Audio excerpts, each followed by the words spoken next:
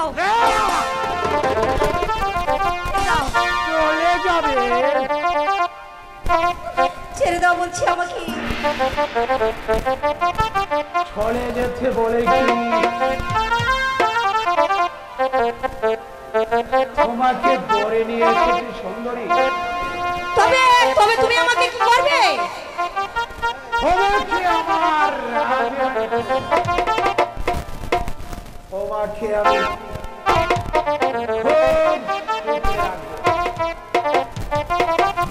আর যদি তুমি সহজে রাজি না হও, এখনই তোমার কাছ থেকে আমার আমার না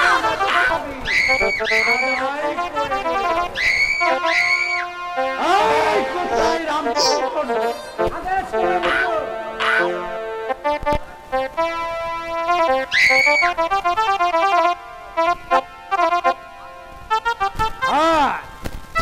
আজ আমি নতুন শিকার করেছি, ঘোড়া নিয়ে আয় বলছি।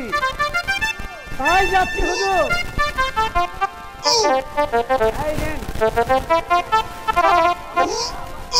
বাহ বাহ, আচ্ছা শিকার এনেছেন তাহলে? তাহলে এই মাত্রাটা একটু বেশি করে চালাতে হবে।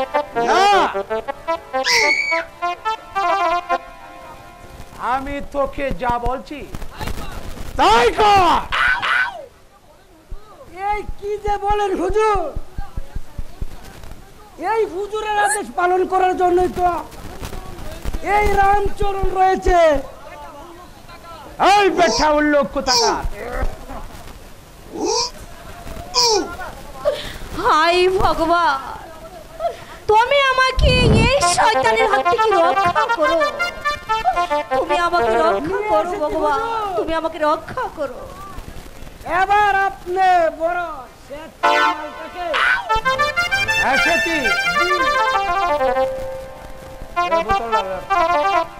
বেশ করেছি।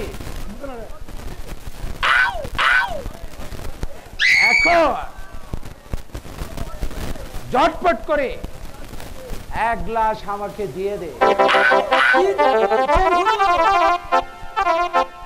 এই জব্বর বারে একটু তাড়াতাড়ি, মানে এখনই দিয়ে দিচ্ছি।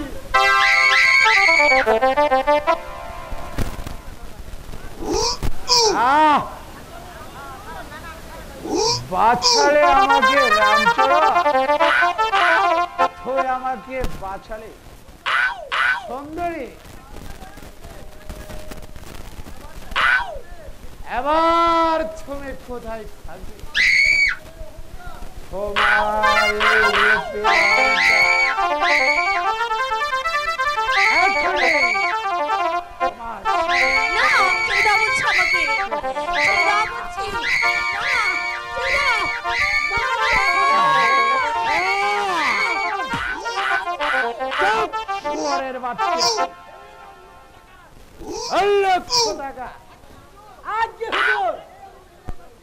আমি বেরিয়ে যাচ্ছি।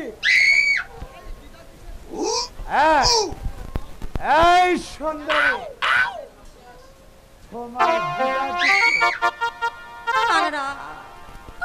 আপনি আমার গায়ে কিছুতেই হাত দিবেন না, আমি চিৎকার করে লোক চলা করব।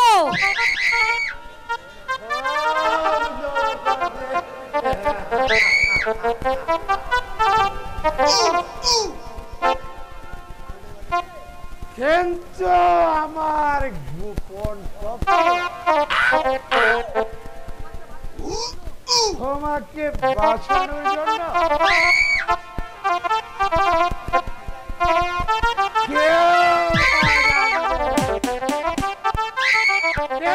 তোমাকে আমি রক্ষা করবো। কে শৈলেন?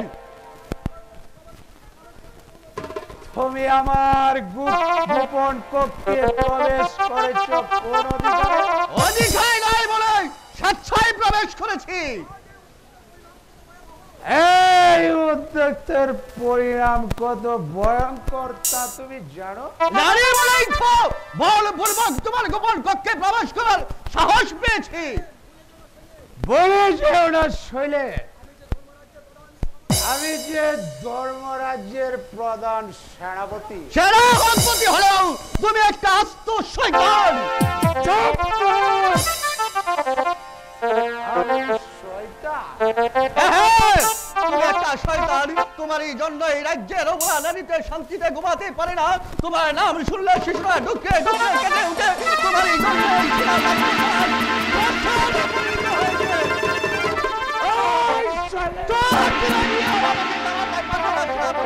আমার এই চোখের সামনে কত নারীকে নির্যাতন দাঁড়িয়ে গিয়েছে।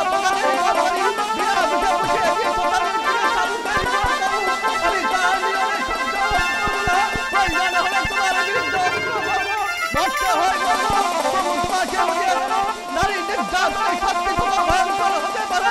তুমি একটা অদ্ভুত জানোয়ার।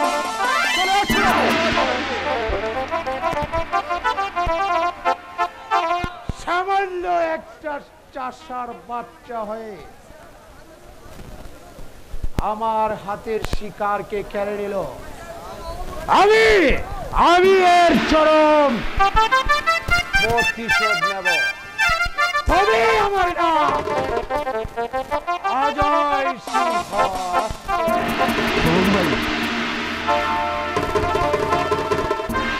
সবুজ ভাই, সবুজ ভাই,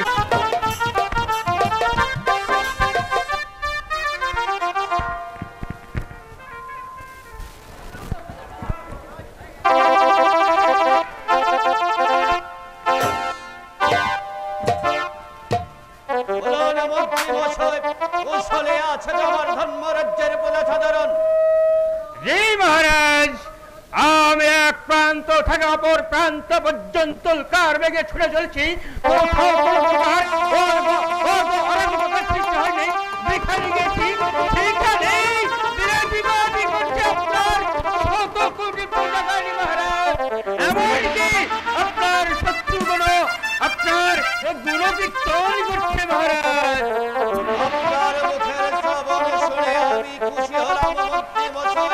আমার ধর্মপুর রাজ্যের প্রতিটি প্রজা যখন হিন্দু মুসলমান এক হয়ে কাঁধে কাঁধ মিলিয়ে যখন রাজ্যটাকে শাসন পরিচালনায় করে তুলবে, তখন আর রাজা রাজত্ব থাকবে না।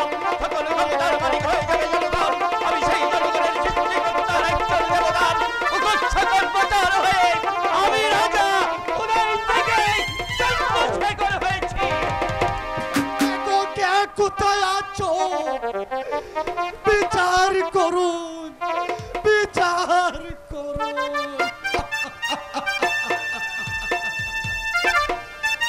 তুমি কিসের বিচার চাইতে এসেছ? বলো বলো বলো বিক্ষোভ, তোমার কি পরিচয়? কিসের জন্য রাজা চন্দ্রশেখরের কাছে বিচারের ফরিয়াদ নিয়ে এসেছ? সেই বাক্য প্রচার করে দরকারে আমি তোমার কঠোর বিচার করে দেব।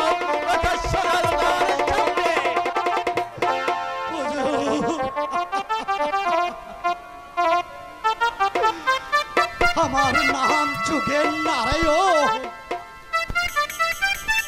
তোমার অভিযোগ? আমি আপনার একজন সামান্য প্রজা।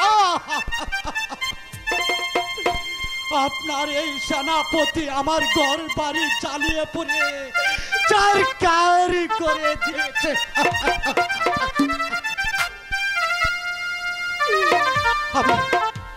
আমি বাধা দিতে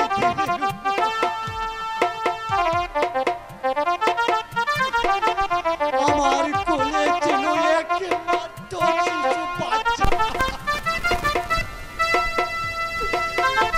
তাকেও নির্মম ভাবে এই গঙ্গা নদী থেকে নিক্ষেপ করেছে।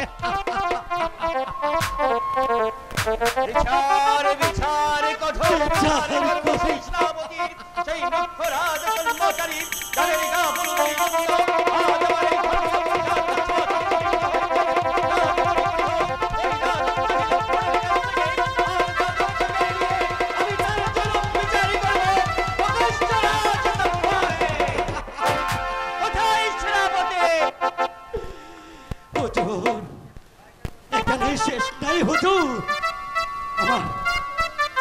আমার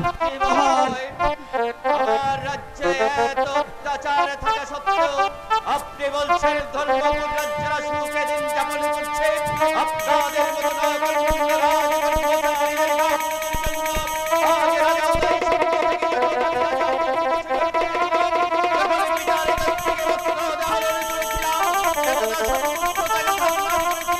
সেই দেবতার মহারাজ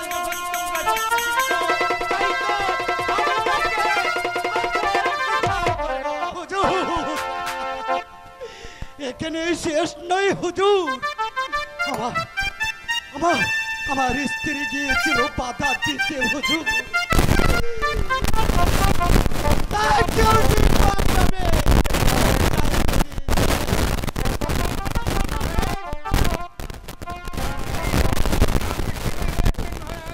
হয়তো সারাটি অঞ্চলে কোথাও না কোথাও একটু সমস্যা দেখা দিয়েছে, কিন্তু আপনি বিশ্বাস করুন মহারাজ, এই ব্যাপারে আমি বিন্দু মাত্র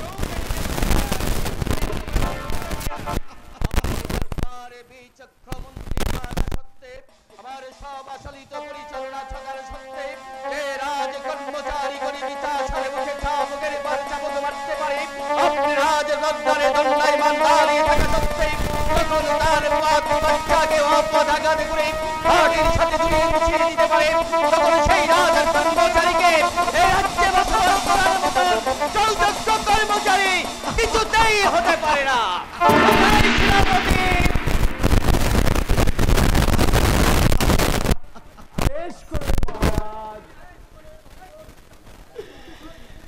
তুমি নাকি যোগেনের বাড়ি ঘর জ্বালিয়ে পুড়ে ছাড়খাড় করে দিয়েছ। তোমারই পদাঘাতের আগে তার একমাত্র কচি সন্তানের হয়েছে অকালে মৃত্যু। বলো বলো বিশ্বাসঘাতক বেঈমান, কেন তুমি এই কাজটি করেছ? আমি যে আর কিছুই বুঝতে পারছি না। তাহলে তুমি বলতে চাও যোগেন তোমার বিরুদ্ধে যে অভিযোগ করেছে তা সম্পূর্ণ মিথ্যে? মিথ্যে মহারাজ। প্রণাম গ্রহণ করুন মহারাজ, প্রণাম গ্রহণ করুন। তুমি বালক, আপনার দরবারে বিচার পাচ্ছি। কিসের বিচার চাইতে এসেছো তুমি? বলো তুমি কিসের বিচার চাও? মহারাজ, আপনার ওই শয়তানের সেনাপতি আমার দিদিকে জোর করে ধরে নিয়ে গেছে। সেনাপতি এই বালক যা বলেছে তা কি সত্য? না মহারাজ। তাহলে এই বালক তোমার বিরুদ্ধে যে কথা বলেছে তা সম্পূর্ণ মিথ্যে? হ্যাঁ মহারাজ, সম্পূর্ণ মিথ্যে। আচ্ছা বালক, সেনাপতি যে তোমার দিদিকে হরণ করে নিয়ে এসেছে তার কোনো প্রমাণ তুমি দেখাতে পারবে? না মহারাজ, তার প্রমাণ আমি কেমন করে দেখাবো? এই বালকই যখন প্রমাণ দেখাতে পারবে না, তাহলে তো এই মিথ্যাও হতে পারে মহারাজ। মন্ত্রী মশাই, প্রমাণে যেখানে নেই আমার আছে মহারাজ। কেন শুনিলেন? হ্যাঁ মহারাজ, আমি এই বালকের মনকে উদ্ধার করে এই রাজ দরবারে নিয়ে এসেছি মহারাজ।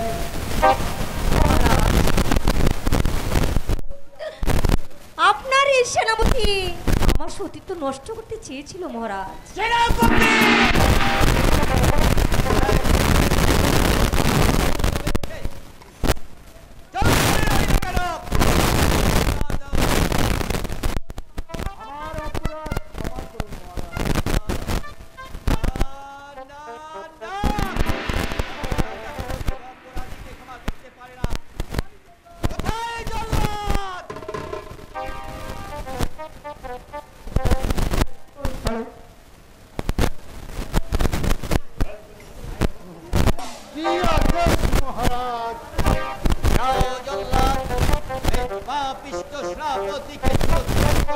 তার তক্ত তক্ত তাজা রক্তের মাথাটাকে নিয়ে আসবে মহারাজ দরবারে।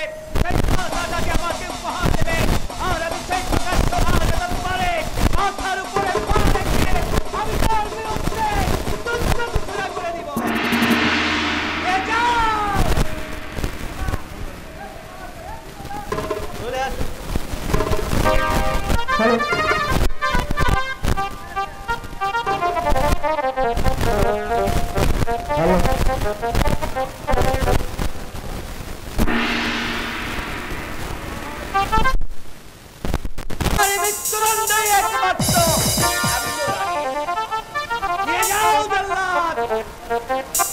আসেন সেনাপতি মশাই।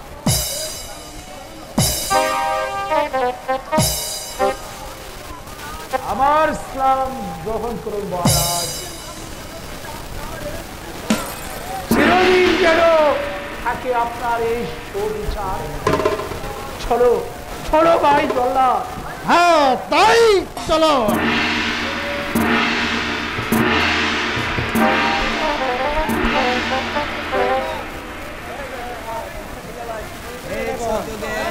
চাহাপনা পেয়েছো তোমার পুত্র হত্যার সুবিচার? পেয়েছি পেয়েছি মহারাজ। আপনার বিচারে আমি খুশি হই। এই ভগবানের নিকট আমি দু হাত তুলে আমি প্রার্থনা করে যাচ্ছি, আপনি যেন চিরদিন চালিয়ে যেতে পারেন, চালিয়ে যাইতে পারেন, চালিয়ে যাইতে পারেন। হ্যাঁ হ্যাঁ হ্যাঁ, তোমাকে সর্বদাই সর্বক্ষণ সুবিচার করে যেতে হবে। যে ধর্মপুর রাজ্যে অন্যায় অত্যাচার চালিয়ে যেতে পারবে তার হবে একমাত্র শাস্তি, মৃত্যুদণ্ড।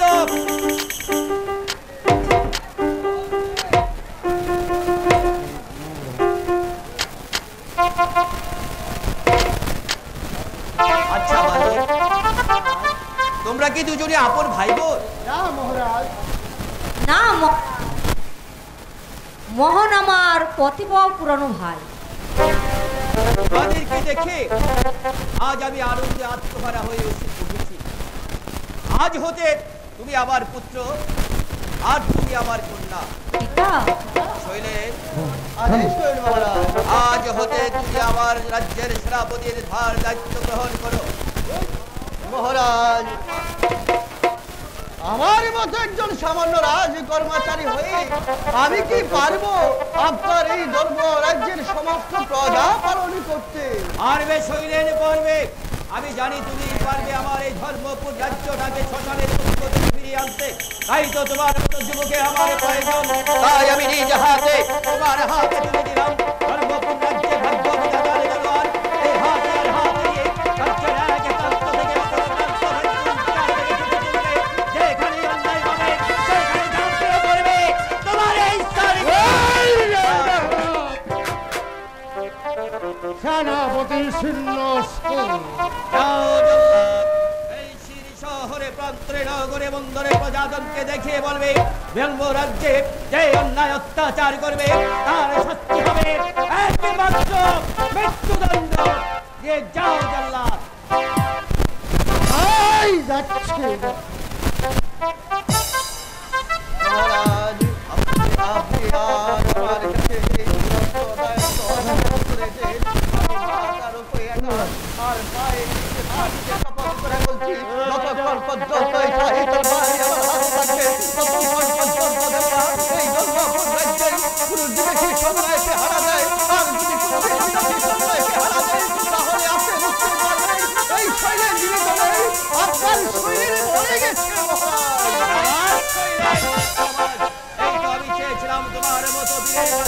তোমার মতো বীরের কাছে যখন আমি বীরত্বের প্রমাণে পেয়ে গেছি, তাই তো বীরত্বের হার আমি তোমার হাতে তুলে নিয়েছি। এই হার হাতে নিয়ে উল্কার দিকে চলে চলবে দেশের এক প্রান্ত থেকে অন্য প্রান্তে, সেখানে দেখবে সেখানেই তুমি ঝাঁপিয়ে পড়বে। চলো রানী, অন্তঃপুরে চলে যায়।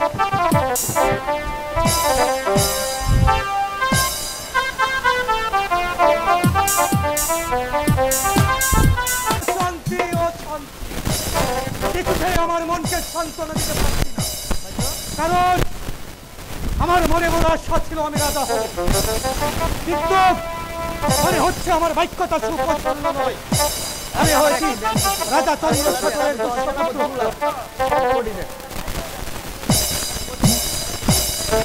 কিন্তু এই ধর্মেপুরের রাজ সিংহাসন আমি চাই আমার হাতের প্রয়ত্ন করছি। দেখে যান নতুন সেনাপতিকে কোন কৌশলে আমি বাধ্য করতে পারি কিনা।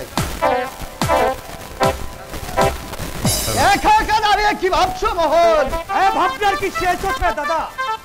ভাবছি আমি হয়েছি রাজা চন্দ্রশেখরের পালিত পুত্র, আর উত্তম কুমার হয়েছে রাজা চন্দ্রশেখরের উরসজ্জাতি সন্তান। কিন্তু আইনত সিংহাসনের অধিকারী সে। কিন্তু আমি চাই এভাবেই হোক, ফলে কৌশলে এই ধর্মেপুরের রাজ সিংহাসনকে আমার হাতের প্রয়োগ করতে। কিন্তু এই ব্যাপারে আপনি আমাকে সাহায্য করতে হবে দাদা। না মোহন, এই অন্যায় কাজের সাহায্য করতে আমি মোটেই রাজি নই। দাদা, হ্যাঁ মোহন, আমি আপনার কাছে কোনো উপদেশ চাইনি, চেয়েছি শুধু সাহায্য। না মোহন, একদিন তুমি ছিলে ভিখারির ছেলে, মহারাজের দয়ায় আজ তুমি রাজপুত্র। সুঠমন তোমার সুঠাই রয়ে গেল। শৈলেন, আমি তোমাকে একটি কথা স্মরণ করে দিতে যাচ্ছি। আমি যে কাজে পা বাড়িয়েছি, যদি তুমি আমাকে সাহায্য নাও করো, তাহলে এই মহান কখনো এক পাও পিছপাও হবে না। আর তুমিও মনে রাখো মোহন, এই শৈলেন বেঁচে থাকতে সেই সুযোগও তোমাকে কোনোদিন দেওয়া হবে না। আপনাকে আমি আরেকটি কথা স্মরণ করে দিতে যাচ্ছি দাদা। কিন্তু কাপ্পে যদি আমার কাজে কোনো বাধা সৃষ্টি করেন, তাহলে তার প্রতিফল আপনাকেও ভোগ করতে হবে। তাহলে তুমি এতটুকু এগিয়েছো, একটি কথা বলে দিও না মোহন, যে মহারাজ একদিন তোমাকে লালন পালন করে এতটুকু বড় করেছে, নিজে না খেয়ে তোমার মুখে অন্ন তুলে দিয়েছে, আর সেই মহারাজের বুকে তুমি চুমুল মারতে চাও, এই শৈলের বুকে থাকতে তা কোনোদিন হবে না। শৈলের ঘরে শৈলের তাজা রক্ত মহারাজের জন্য তৎপর করে দেবে। তোমার মতো একটা বেঈমান কাপুরুষের সামনে তার মাথা তুমি নত করবে না। তুমি যে আগুনে হাত দিয়েছো, সেই আগুনে তোমাকেই পুড়ে মরতে হবে, তোমাকেই পুড়ে মরতে হবে। আরে দাদা, সারা বলছি, তুমি আমাকে এই ব্যাপারে সাহায্য না করলে আমার কাজ আমি নিজে হাসিল করে নেব।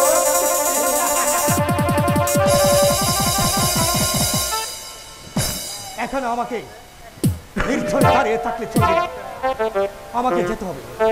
আমার কাজ আমাকে হাসিল করে নিতে হবে।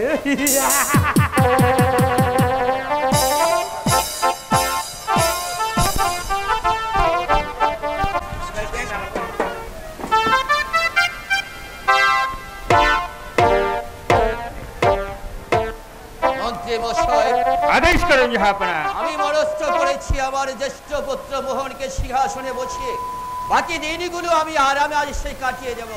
এ ব্যাপারে আপনার কি অভিমত মন্ত্রী মশাই? কি বলছেন জাহাপনা?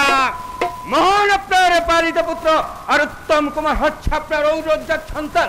আর যদি এই সিংহাসনের উত্তরাধিকারী একমাত্র উত্তম কুমার মহারাজ। আমার পোষ্য, তবু সে জ্যেষ্ঠ।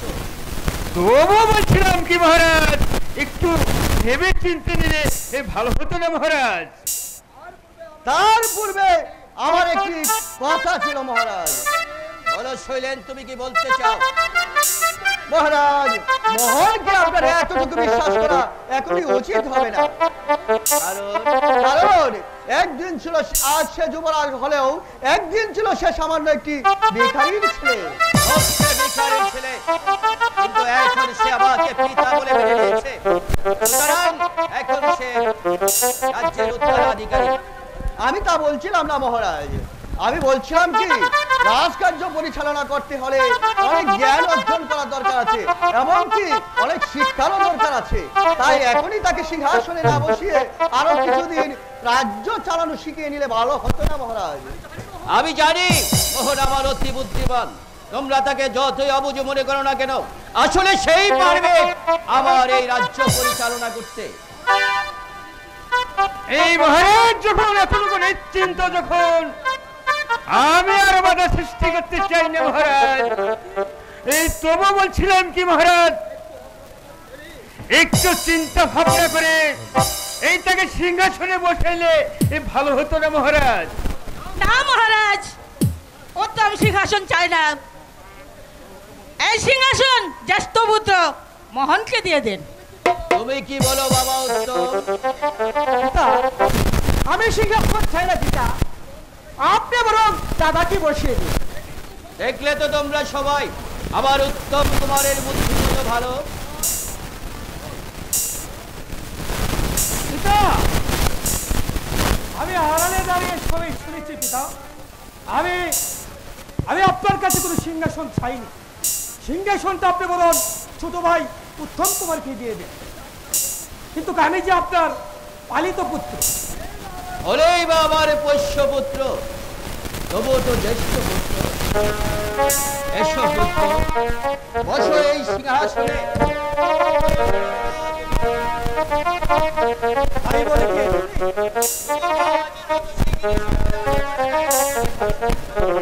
এসো পুত্র, বসো এই সিংহাসনে।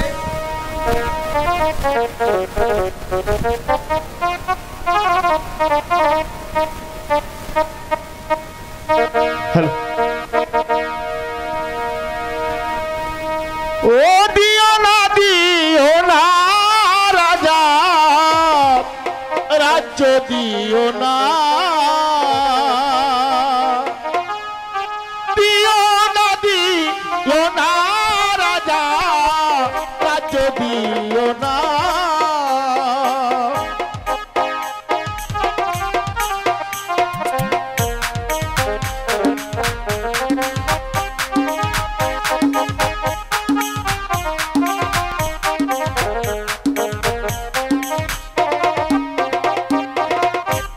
মোহনের হাতে রাজ্য দিলে যাবে রাজ্য রসাতলে।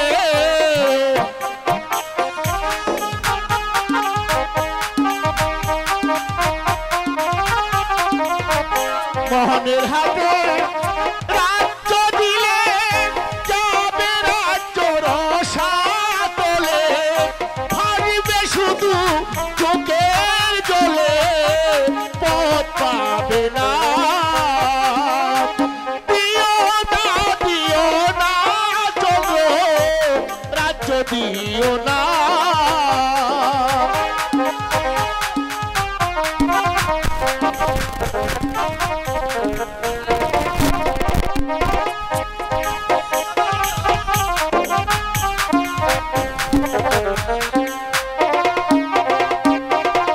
তুই তো রাজা মুখা ছেলে, আপনকে তুই পর করিলে।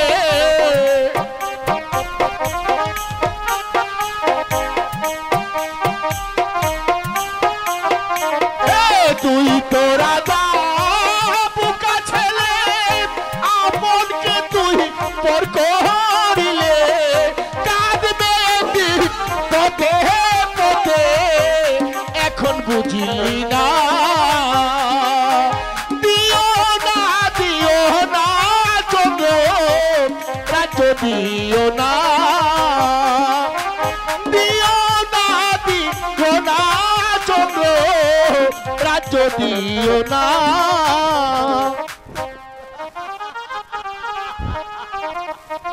আগুনে কিরা কয় আর ছাগলে কিরা খায়। রাজার দণ্ড রাজার কাছে থাকে। রাজা যখন বিচারের দণ্ডায়মান হয়ে যায়, তখন কোন পাগল ফকিরের নির্দেশ আসে না, কোন নির্দেশে তখন সে পারে না। তার অন্ধ চক্ষু যখন লেগে যায় তার বংশের উপর, তখন সবার উপরে সবকিছু রেখে তাকেই সে সম্মান জানায়, তাকেই সে সম্মান জানায়। এসো পুত্র, বসো তোমার এই রাজ খানদানি সিংহাসনে। মা, আরে বাবা উঠো।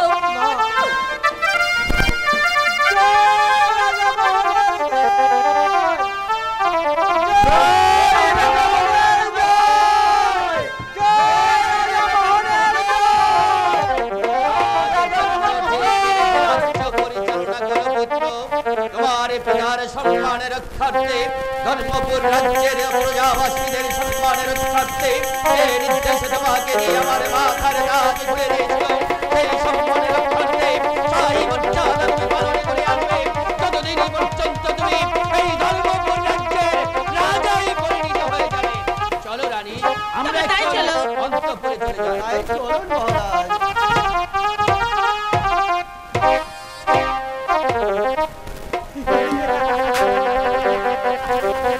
ও মূর্খ মূর্খ মূর্খ রাজা চন্দ্রশেখর মূর্খ। তুমি যদি মূর্খই না হতে তাহলে রাস্তা থেকে একটা রাজপ্রাসাদে এনে তাকে পুত্র বলে স্বীকৃতি দিয়ে এই রাজ মুকুট মাথায় পরিয়ে বুঝলে কথা গেলে কি রাজা চন্দ্রশেখর আমি বলছি এখন এই ধর্মের রাজা ইচ্ছে করলে রাজা চন্দ্রশেখরকে আমি হাসাতেও পারি এবং কাঁদাতেও পারি।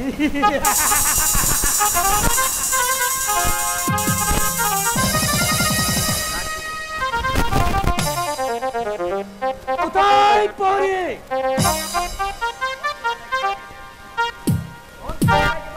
আমি কোনোভাবে যদি মন্ত্রী মহাশয়কে আমার কাজে রাজি করাতে হলে তাহলে এই ধর্মেপুরে রাজ সিংহাসন হবে আমার। মন্ত্রী মহাশয়কে রাজ দরবারে পাঠিয়ে দাও। আমাকে কি জন্য স্মরণ করেছেন মহারাজ? মন্ত্রী মহাশয়, আমি আপনার সাথে আমার বিশেষ আলাপ আছে। বলুন মহারাজ, কি সে আলাপ? আমি ভেবে দেখলাম এই ধর্মেপুরের রাজা চন্দ্রশেখরের ছেলে উত্তম কুমার ভবিষ্যতে শাবালক হয়ে যদি এই রাজ সিংহাসন আমার কাছে সে ধারণ করে তাহলে তাকে আমার অবশ্যই কিন্তু সিংহাসন আমি হারাতে চাই না। তাই আমি মনস্থির করেছি যুবরাজ উত্তম কুমারকে আমি করবো আর এই বৃদ্ধ রাজাকে করবো আমি। কিন্তু এই ব্যাপারে আপনি আমাকে সাহায্য করতে হবে। কিন্তু এত বড় একটা অন্যায় কাজ করা কি ঠিক হবে মহারাজ? সেটা আমি দেখব। আপনি শুধু বলুন আপনি আমাকে সাহায্য করবেন কি? না মহারাজ, এই অন্যায় কাজ আমি সাহায্য করতে মোটেই রাজি নই মহারাজ। মন্ত্রী মহাশয়, তার কারণ আপনি একটা বিশ্বাসঘাতক শয়তান। মন্ত্রী মহাশয়, আমাকে মার্জনা করুন মহারাজ। আমি পারবো না এমন মহান রাজার সর্বনাশ করতে। আমার সাথে আপনি হাত মিলান মন্ত্রী মহাশয়। যদি আমরা এই কাজ হাসিল করতে পারি তাহলে আপনি হবেন এই ধর্মেপুরের অধ্যক্ষ রাজ্যের মালিক। প্রস্তাবটা আপনি ভেবে দেখুন।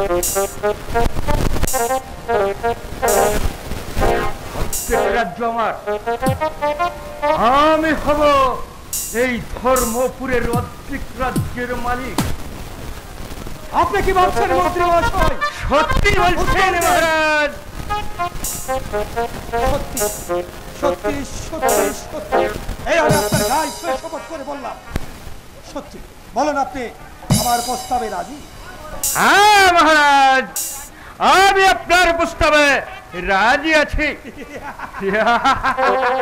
তাহলে মিলন হোক।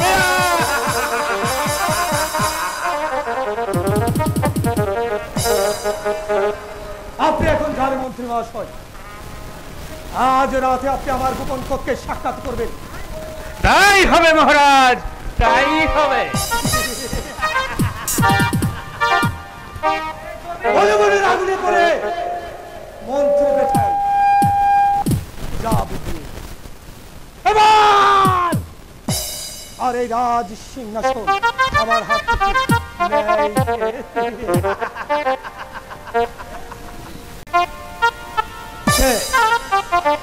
এই সুন্দরী সুন্দরী রূপের মহল ছাড়িয়ে এক ছবি না রূপসী।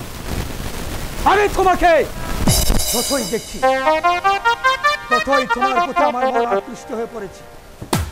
এক কিছুতে আমার মনকে বুঝাতে পারছি না আমি কি ছবির রূপে না। দেখা যাক